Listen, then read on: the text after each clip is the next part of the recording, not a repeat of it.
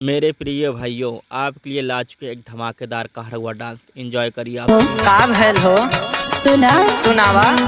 बूढ़ा कर चूल्हा चौकी माजे बर्तनवा दबावा सखीना।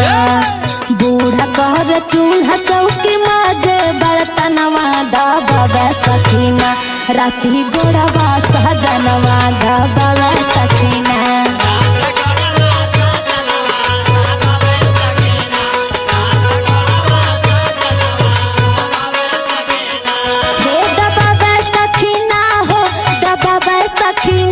रात है गोड़वा सहजनवा दबावा सखीना।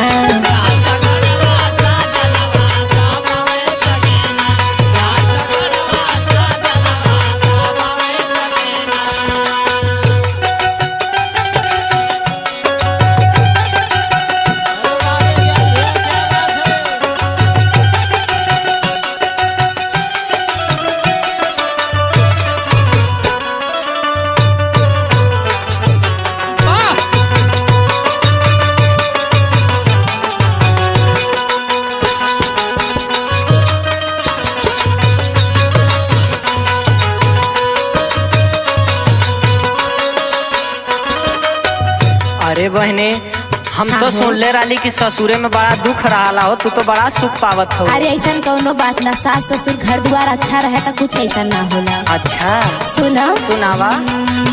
ससुर मोर देवता ससुरिया मोर देवी।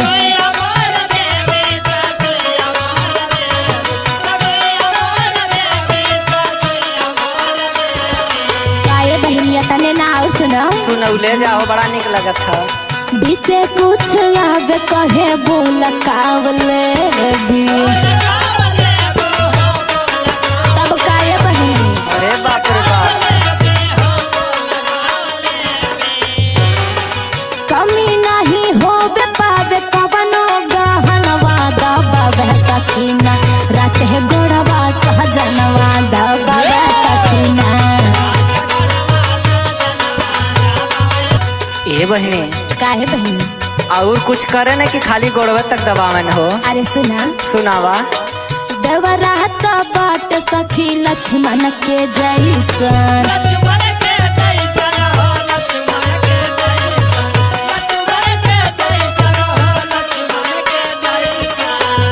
आ जाना तारी बहनी। बतावा।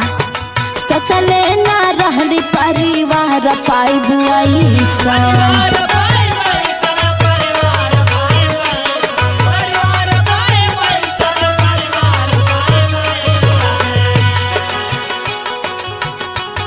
छोड़ी जब आई देखी वन कर सपनवा दबावा सखीना।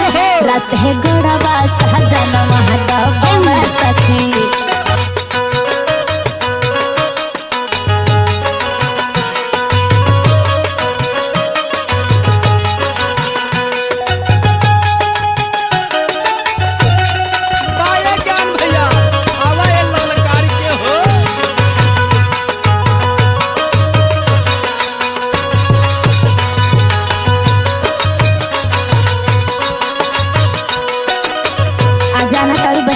ए बहने, हम कहो तोहार अगुआ के करौले से इतना बढ़िया घर दुआर पैलू हो।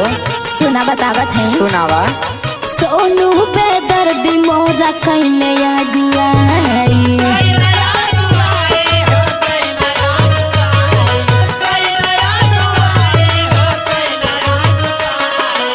आ जाना तारू बहनी। बतावा। हम कौनो जन्म के बनौले रहनी। सुना। सही बात बा हो। मुन्ना मातल बिगैल पियावा के पाई।